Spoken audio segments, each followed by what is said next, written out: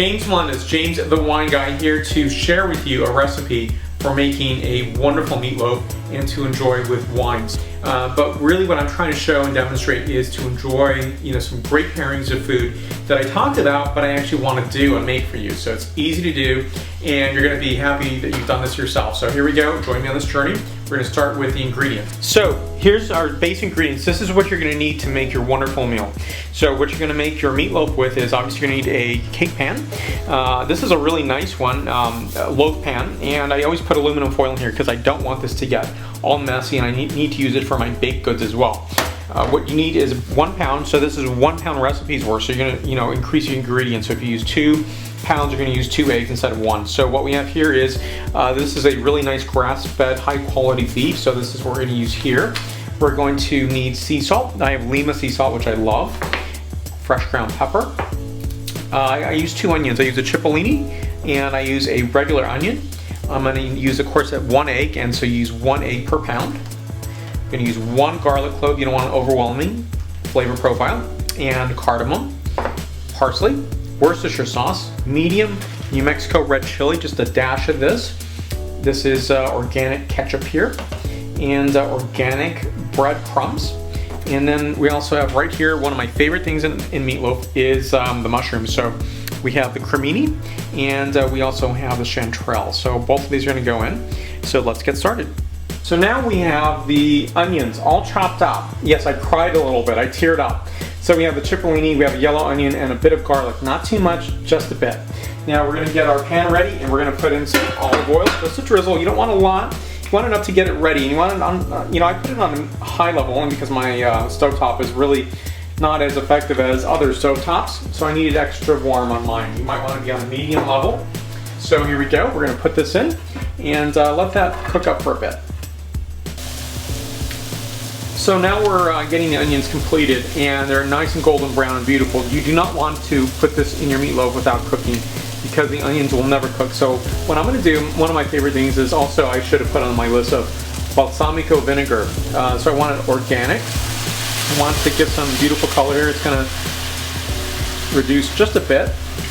And then we're going to be ready to put this in our meat, our beef, ground beef, and other ingredients. Now we're ready to begin mixing our ingredients. So this is a fun part of this. And in my opinion, you can read some recipes and find out which is the most optimum way of doing it. But what I do is I put it all together.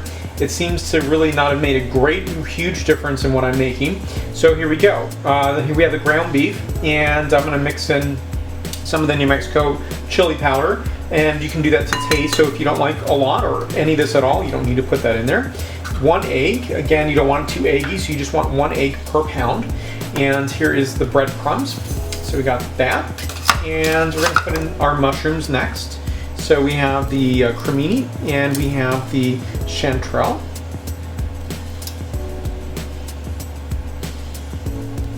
And while I'm at it, I'm gonna put in some of the parsley. I'm not gonna put it all in here, and I'll show you why in a moment. Put a good portion of it. I'd say put more than half of it in there. Leave a little bit out. Now we're going to put some Worcestershire sauce in here. This is, pretty much, I eyeball it. I don't really have a certain amount that I want to put in here. I think that's plenty right there. Now I'm going to put in some pepper. I actually like a lot of pepper, so I'm going to be pretty liberal with the pepper here. And I believe, and you can also put some after you've prepared your food. So put in some salt. This is my favorite sea salt, the Lima sea salt.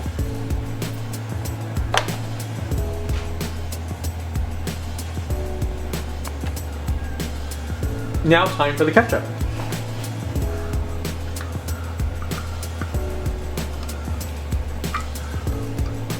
So in my opinion, the best ingredients end up making the best meatloaf. So the old-fashioned way to put this all together is to mix it by hand.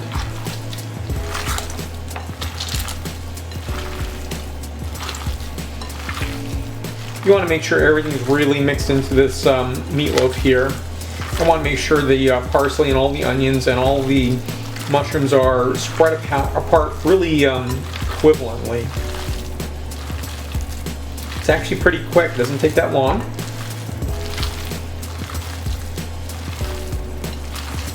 And so now we are done.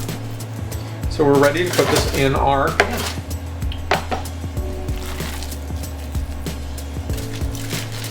Easy to shape, easy in. You want to make it equivalent all the way through. And there you go. That's pretty simple. And then what I do just for decoration, is I put on some parsley on the top. I just really want that greenness, and I want the beauty of it to just really come out. And the flavor profile will come out too. Frequently check that the fat is drained out, so you don't want that really accumulating in your meatloaf. So we're going to look at that later. So now I just took out of the oven, and it's a beautiful, absolutely gorgeous meatloaf, and I can't wait to eat this. So actually I'm working on the vegetables right now, and I'm letting this rest for a little bit, and it's ready to be plated in probably the next 25 minutes or so. The beautiful meatloaf is done. It's going to be excellent on my dish. So I'm preparing the vegetables right now as we speak, and I'm going to plate this shortly. Now I'm ready for my meatloaf, ready to sit down and eat this. Again, we're having meatloaf, broccoli, we're having heirloom carrots, and fingerling potatoes. Super easy to make because it's all made pretty much in your oven. And I'm going to serve this with Cabernet Sauvignon. So it's going to be a fantastic pairing. So you can enjoy Cabernet Sauvignon with maybe porterhouse steak, ribeye, and so forth. But you can also enjoy it with simple meals like this. And you know where to follow me, jamesthewineguy.com. Subscribe to my videos on YouTube, Facebook, Twitter, Vimeo, Google+, Pinterest. If you'd be so kind to give a like right down below, and also above, if you'd subscribe to my channel, I'd greatly appreciate it. More recipes and food and wine reviews to come. Salud.